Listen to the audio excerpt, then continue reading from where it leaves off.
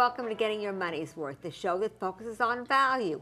I'm Judith West, and our guest today is Joel Block, psychologist, professor of psychology at Albert Einstein, and author of Naked Intimacy. Okay, thanks for being on Getting Your Money's Worth. This show is about getting your money's worth. And the topic is a little unorthodox for getting your money's worth, but we live in very unorthodox times now. Mm-hmm. We live in times that people are troubled economically. And as a matter of fact, folks who would like to get divorced, would like to separate, would like to start a different life, may not be able to afford to do so. Right.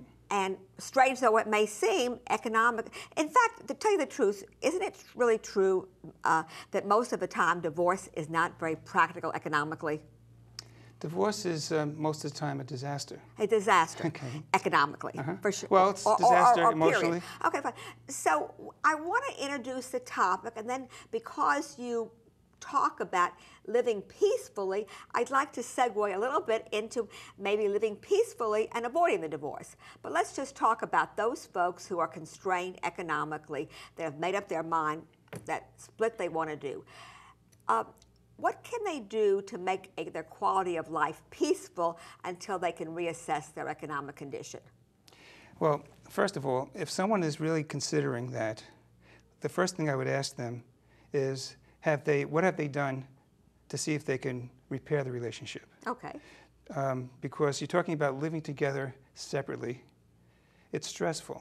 To me, it's a relatively short-term solution. It's not a long-term solution. Right. I think that if people are living together and they really want to not be together, and they do that over a long term, I think they can end up sick in one way or the other. But if they are going to do that, even in the short term, the first thing to do is talk to the children, because there's going to be a different living arrangement. Right. So we're talking about the usual. It's not your fault in terms of the kids. Okay, so let's just go down these steps. And in no way is this program proselytizing divorce. But the fact remains that there are situations. So if you are in that situation, and some of these things, honestly, that you're talking about can work both ways. Talk to the children. Be sure they know whatever is going on in the marriage is not their fault. Right, and in addition... How do you do that in a short period of time? What do you say? Hey, guys, we're getting married, but it's not your fault. We're getting divorced. Or we're getting divorced. No, what we're going to say is that Mom and Dad have done their best to get along, and it's not working. It has nothing to do with you, but we're going to have a different kind of arrangement with each other. And then there is some things to talk about, so they understand we're going to be sleeping separately, and we're going to do the best we can. Everything's going to be the same for you. You're going to be okay. Okay, so you went on to something. So obviously, if folks are forced to live together for economic reasons and they don't want to, or maybe they want to try a separation on their own. I mean, I could see how this might even bring harmony back if it's done carefully. You mean a separation where they actually separate? Yeah, and separate in the house. So you're saying certainly sleep separately. They're going to sleep separately. They have to have a bunch of agreements.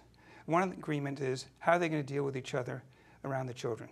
And that, to me, they should define it, and I'll talk to you a little bit about that, and they should sign it. You mean make a contract? Yeah. Really? A written contract almost?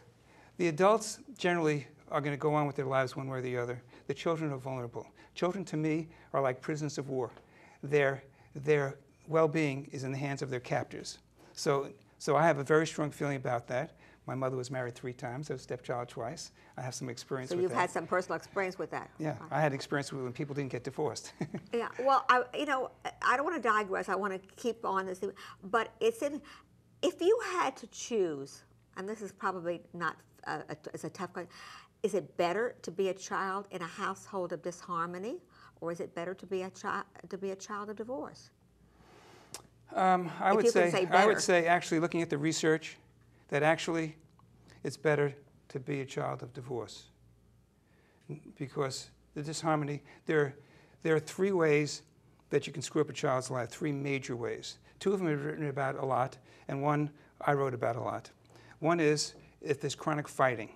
So for example, I know a woman who, when her parents fought, she used to hide behind a couch because it was that scary for her as a child. Right. So it's chronic fighting. Worse than that, actually, is withdrawal, the cold marriage, where 2 people are living together and it's icy. Not they had an argument and, for a couple of weeks or even a couple of days. And I'm talking about, for example, here's an example. This is a weird example, but it's a true example. This woman throws out her husband's running shoes. For 15 years, I know it's weird, for 15 years, the only talking he did to her was like, pass the pepper. That's it. Right. He was that freaked out about this. So withdrawal, actually, even in a marriage that people want to save, withdrawal is a kiss of death. Kiss of death, right. And then the third thing is, and this is the part that people don't really write about, and that is drawing the children in. People write about drawing the children into a divorce, taking sides, but what about a marriage that's basically intact, but one parent is favoring the child, wants the child's, support against the other parent? There's a whole bunch of things that bad mouthing. Yeah. Bad mouthing the. Oh, did you know that your mother was out late last night? Right. That kind of stuff. Right. Okay. All right. So we're in a situation. So we're at a point now where we're talking about people living together peacefully, and actually, not just in planning divorce, but also in marriage divorce. Tell me something. Do you have? Gave some tips for living. But do you have some tips for finding contentment in marriage? Is there a set of tips that you can give us? Well, I can give you a bunch of tips, but let me tell you a little story. Okay. Some years ago, probably at least 20 years ago or more, there's a college professor who wrote a book on behavioral marital therapy. And what's that? That has to do with a lot of behavioral kinds of stuff, exchanges. So for example, I'll wash the dishes and you'll do something for me. Those kinds of things. So he wrote the book. He did a lot of research. Then he did something very unusual for a scientist. After several years of doing a lot of research, he was a professor, had to do the research. Right. After several years of doing the research, he did a follow-up, and nothing that he did worked. So you and I made an exchange. You'll do this and I'll do that. But now it's a year or two later, and you're still doing what you do and I do what I do. Right. So, and I used to correspond with him and argue with him about this. Right. And then what he did was he wrote a book called Acceptance. I don't know if that was the exact title, but Acceptance Therapy. And unfortunately, he died before the book came out. But acceptance therapy is that I'm not here to fix you and you're not here to fix me. So if you want to have a really satisfactory relationship, this is me.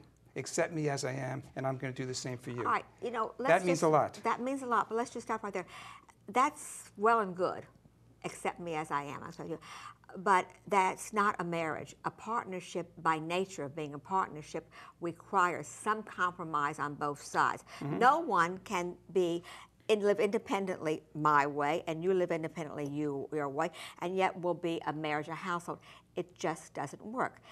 And in my opinion, I don't have your thing, in my opinion, but having had consumer opinion of being a married person, there are certain compromises that it's fair and almost obligatory to expect your spouses to partake in. Well, the thing about it is, I'm not disagreeing with you. It depends what it is. It could be a slippery slope. I am a classic introvert. Right. Frankly, I prefer spending time by myself than with most other people. It's unusual for a psychologist, isn't it? Well, I'm not crazy about people. Okay. I like dogs, but they're loyal. Are you sure we have your pedigree right? Are people going to see this? Yeah, right. But the other thing about it is that it depends what you're talking about. When I said that, that's my temperament. Now, if I was married to someone who was basically saying to me, we have to go out a lot, we have to socialize all the time, that's something a little bit different than her saying to me, you know what, it would be nice if you turned off the TV at a certain hour and we can go to bed together or something like that. I don't have to change my personality for that. Those kinds of compromises work, but some people want the other person to be a different person. Well, that's not a compromise. But that's common. But I do believe that oftentimes you get in marriage, a woman sees a guy and maybe he's a gambler, whatever he is, and she thinks that marriage will reform him, or he sees someone who's a spender, a shopaholic, and he thinks marriage is going to reform her. Right. That reform doesn't work so well.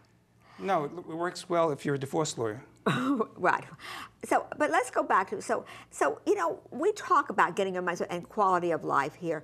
The facts remain that, and as a matter of fact, marriage is diluting. Is there a difference, do you see a difference, Joel, between people who are in long-term partnerships and people who are in marriages? You know what? No. If you're in long-term partnerships versus marriage, in marriage you had to pay for a wedding and then aggravate each other. And then in long-term partnerships, you don't have to pay for the wedding. You can aggravate each other for, less expensive. And you can walk out. Actually, let me mention something about that. There used to be a difference with that. Yeah. So when I was growing up, I'm still growing up, but back when I was growing up. I'm joining you in that, but okay. Okay. Back then, no one got divorced. So living together arrangements were much less common. Now you're talking about a situation where people get divorced a lot. Right. At least half the people get married. Right. So in terms of commitment, there isn't really a difference between people who are living together, say with children, Yes. and people who are living together and are married with children. There isn't enough of a difference. I haven't seen it clinically, and I haven't seen research that dissuades me from that position. It's about the relationship, not about a document. Right, exactly, and which kind of, and marriage is diluting, which kind of brings us to the next topic. This business, I want to go back to this business of living together peacefully. Mm-hmm. Can it be done? I think it can be done, but I don't think it can be done by everyone. So, and I also don't think it's a long-term solution. So other things that have to be done. Right. One, you have to have some agreement in terms of how the bills are going to be paid. Right. Which is okay for marriage too. Yeah, yeah. Privacy. But in marriage, in say a full partnership, it's easier. Yeah. But you're talking about we're now living separately together. Right. I'm paying some bills. We have to divide this. Where in a lot of marriages, that's not the case. Right. Correct. So there's the bills, there's household responsibilities, in terms of who's cleaning up and so on. Privacy. We'll get to that. There is also, very importantly, responsibility for the children. Right. When am I on? Okay, when is my partner on? 1 minute left. Let's set some up. Okay. Of all those tips, what's the most important thing to do? This contractual arrangement? The most important thing to do is to protect the children. Is protect the children. That is how you are dealing with each other in front of the children. You have to have an agreement because there are going to be some disagreements. And I believe that those disagreements have to be aired away from the children. Right. Okay. Thanks. Thanks for being on Getting Your Money's Worth. I don't want to cut you short. But I also do want to recommend your book, Naked Intimacy, How to Increase Openness in Your Relationship. And I have to say, I read it. I think this works if you're trying to keep the marriage going happily. And if you're thinking about not, I think this works too. Okay. Thank you for being on the show. And thank you. You're watching Getting Your Money's Worth. I'm Judith West. Thanks for watching.